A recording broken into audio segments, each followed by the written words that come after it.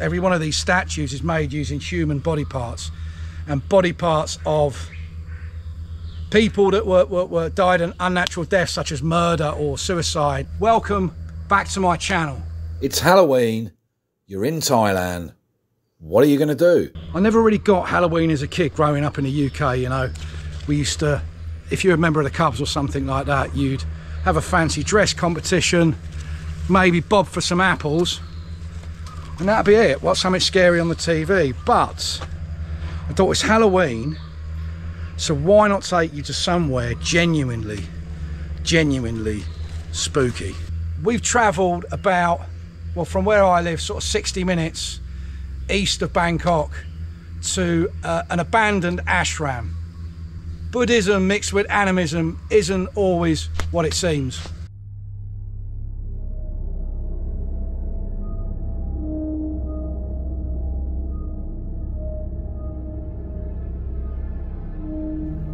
Buddhism is an extremely big deal here in Thailand, but how often do you hear people talking about the dark side, where it's mixed with animism and magicism and other kind of things? Now, indigenous traditions here in Thailand often work in tandem with Buddhist traditions to help create new religious worlds, and today's video we're going to explore the dark side of Thai Buddhism and animism. What better day to do that on than Halloween? Join us. And I'm not going to take you to the Halloween department of the local department store either. Here in Thailand there's a dark side to Buddhism, a dark side to animism, the dark arts. There's voodoo, sometimes involving baby fetuses, sometimes involving all manner of things, but here, Ajarn Suan ashram, or the abandoned ashram, for every single one of these statues, every single one was made using parts of a body, maybe a sacred tattoo, maybe bones ground up, but not just any body either, and body parts of people that were died an unnatural death, such as murder or suicide, or, you know, death by driving, reckless driving or something like that. This truly is a spooky place. But before we go fully to the dark side, I want to tell you how this came about. It's been a busy weekend at the temples this weekend, because we're right here at the end of Buddhist Lent. For example, over the weekend you had the fireballs. You had the fireballs up in Nong Khai. You had the candle ceremony in Sakon Nakhon. You had the illuminated boats in Nakhon Phanom. You had the lotus throwing in Samut Prakan. And where I was supposed to go yesterday, the buffalo racing in Chonburi. Lots of stuff to celebrate Buddhist Lent, but every temple you go to over this weekend, there's always somebody here. It's like my third time at this place. I've never seen anyone in here before. Wonderful spot though, really wonderful spot. And I'm not sure why there's such a proliferation of old Ayutthaya style temples, or Ayutthaya era temples, in this little district. I'm presuming, when you look at the Klongs, this was a major canal crossroads here. Anyway, this was the temple where, let's call him a renegade monk, this is where he used to practice before he turned to the dark arts.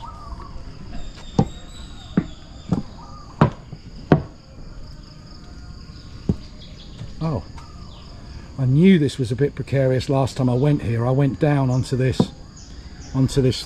place here. Hello. Yeah, I went down into this place here, look. Fortunately it's collapsed now. Hello. Hello, mate. Hello. Hello. About 50 years ago, there was a monk by the name of Chuan, and he practiced at this temple. He was a very popular monk, and people followed him. There were a few followers, and there were indeed some wealthy followers too, but this monk practiced the dark arts. Some called him a sorcerer, some called him a shaman, some just called him a renegade monk. He was involved in dark magic. He would bless people so that they couldn't be hurt by the wounds of a knife, or couldn't be shot by a gun. He also helped with fertility and helped perform black magic or dark magic to help people with conceiving. And when this monk had built up a large enough following for his dark arts and dark magic, he moved himself from here and went over the canal to the other side. In more ways than one, he went to the other side. And that's what a lot of people don't realise here. Buddhism, for example, we have heaven and hell, and the other place in Buddhism, but we also have the dark arts, whether that's connected to a hell garden or other stuff. I mean, there's places, you know, that use baby fetuses. There's places that use all sorts of macabre shit. So, for example, there's a small depiction here of a hell temple, and maybe this is what that guy erected before he moved.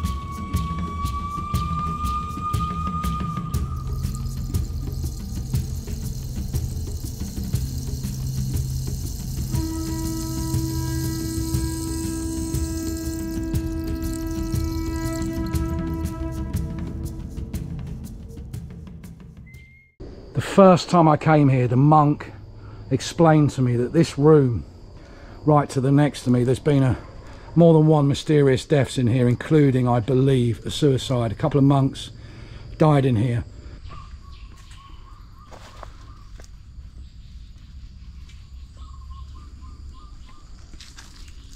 Ah, cobwebs! Fucking hell! Hope they're not bitey spiders. Ah! Hang on. Should have let Steve go first. Oh, mate, I'm in one. I'm fucking in a big one, mate. I hate cobwebs. I hate Fuck, them. man. Right, I need a stick.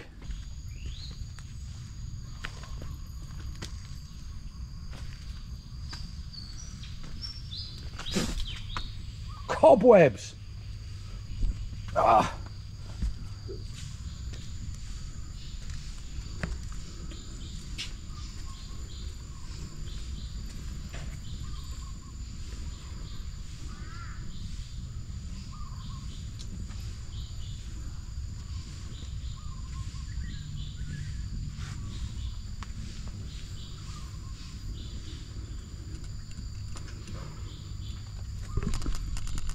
If we sat here and waited until the next person comes along to put something on that one, you know they're going to be criminals or gangsters pretty much. It's around here where it starts getting even weirder. You'll see. Let me just clear some of these spiders' webs out the way. Obviously the first in here today. And I've got spiders in my face. Spiders in my face, lovely. Such a disgrace. I believe this is the place of trapped souls, look. But let's see if we can have a look in.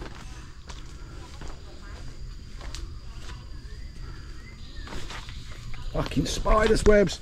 I should have cleared this whole area first, really.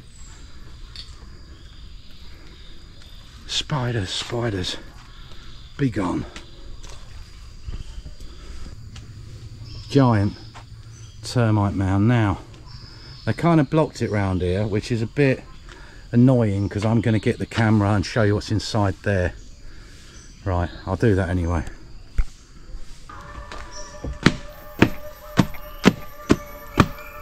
Right.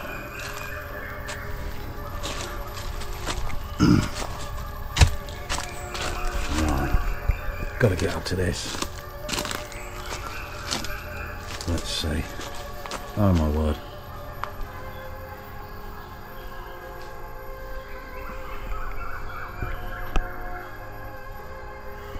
seriously, seriously weird.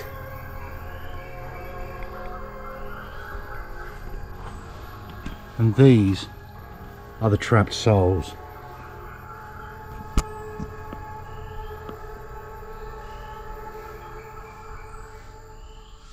Ironic, this piece here, because I say piece because many people probably came here after or during the loss of their heads. That's what ashrams can do sometimes, but I'm sure much good was done here as well. If anybody knows a little bit more about the backstory, please do enlighten me. That is a giant cock, but fashioned like an animal. I'm not sure what's going on there. You know, in Hinduism and over here as well, you have a lot of the Shiva lingams. But look, that's a, I don't know, it's a rat cock. It's a, yeah, bell end rat. You can't really describe that any other way. If anybody Thai knows exactly what that is, please elucidate that on that for me. That's a Shiva lingam right there, but that's an extension of a rat penis. Now we go into the odd place, the headhunters gallery, shall we say.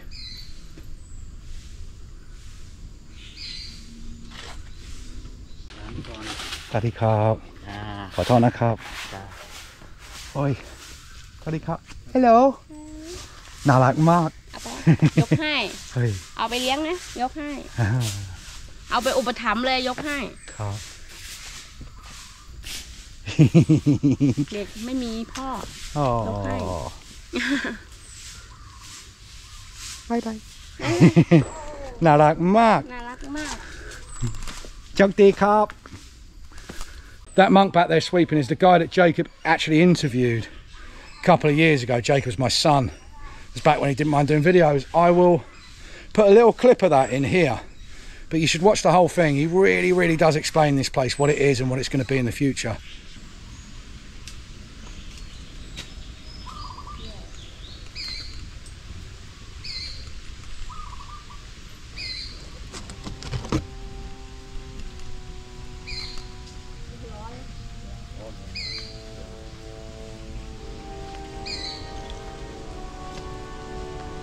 And a lot of these statues are actually, you can find similar ones in the Hell Gardens, because some of them are depictions of hell.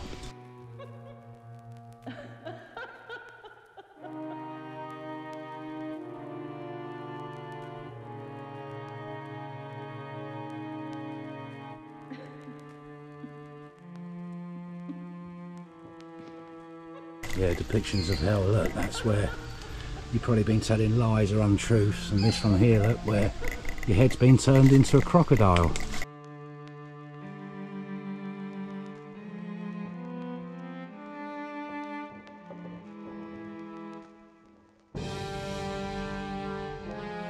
For this is the very much the oddest part. We'll go down there in a minute, but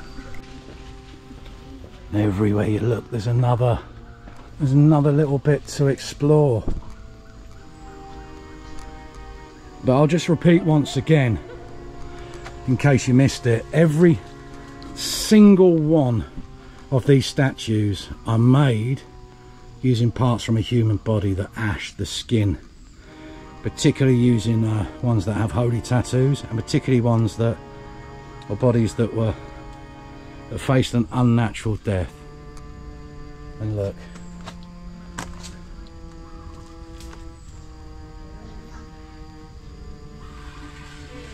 got the penis leg.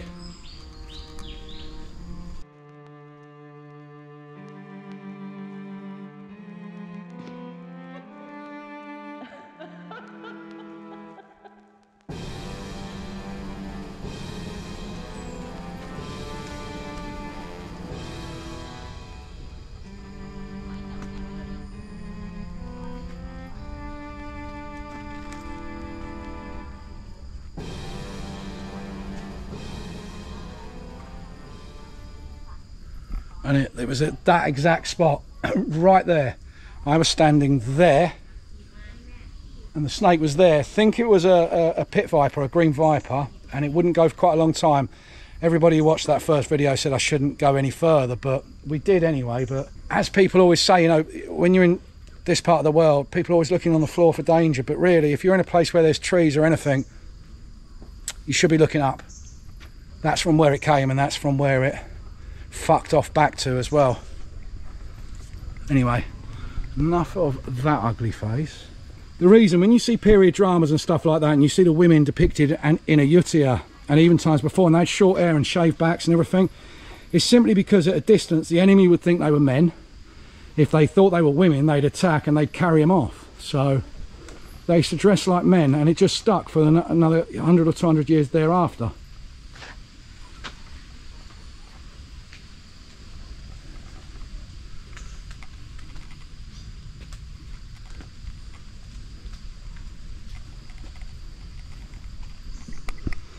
His name's Lionel. In case you're wondering, this dude here, he's saying, why don't you fuck off back to your car? That's what he's saying. And this dude, look, for some reason, he likes his tabs. Always seems to have a cigarette on the go, this one. But I think people put them in there lit so that they can actually be smoked. So I'm with him, I'm up with my mate Steve today. What do you reckon, Steve? What, you been to the first time to this place? First time, yeah. Shocked or not? Yeah, it's very shocked. It's there seems to be a strange atmosphere. Yeah, I agree with that, mate. I agree with that. Not scary for big men like us. It's not scary. Just a little strange atmosphere. It is. It's what would you say? It's clammy. It's quiet. It is very, very sticky. Yeah, but it is very quiet. I'd say there's some quite strange stuff that's gone on here as well, wouldn't you, mate? Definitely, yeah. You know, when you're talking about black magic and stuff, eh? Yeah. So, what do you reckon about coming here in the dark, in sunset, or sleeping here for the night?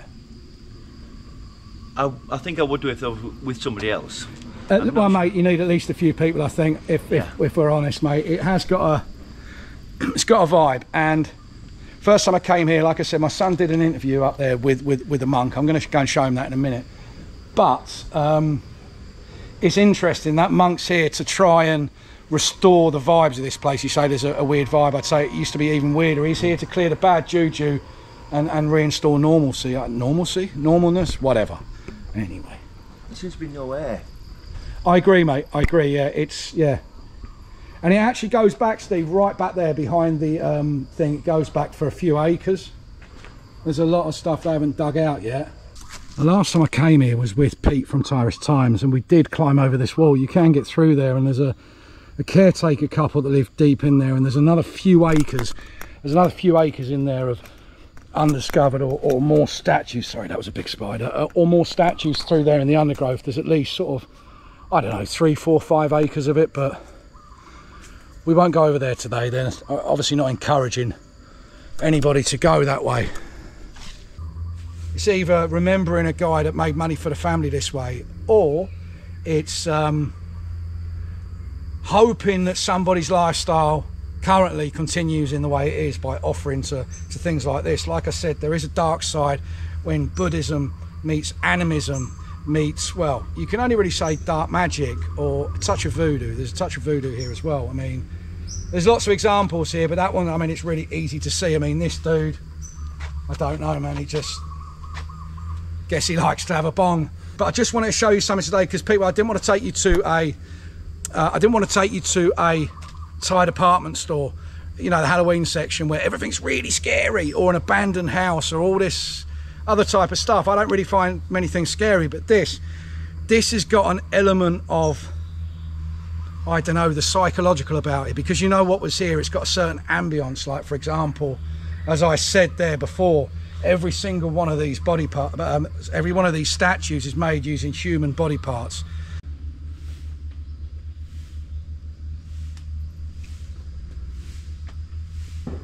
That face is so detailed.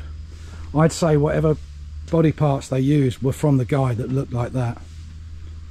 Not being dramatic, it's just the way it is here. And a lot of, you know, I've shown you the gangster type statues, but also a lot of people come here for fertility issues and for trying to conceive.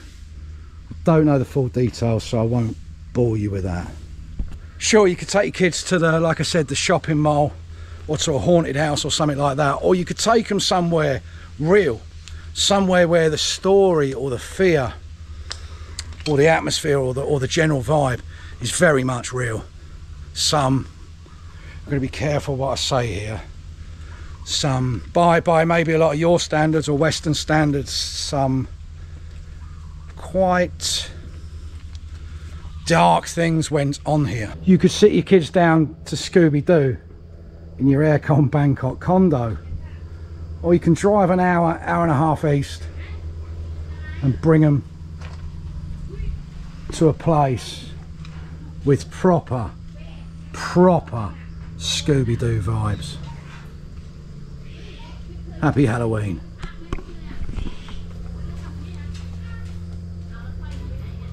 Tourists, expats, or particularly anyone with your own transport, just step out your comfort zone and come to a few places like this. Totally deserted and straight out of Tomb Raider. Alright, Treacle. Why is it locked in the back room? Because you're not allowed in, mate. Oh. It's the store cupboard, and Yeah. maybe where he sleeps as well. Yeah, there's a mattress there. Yeah, I think so anyway.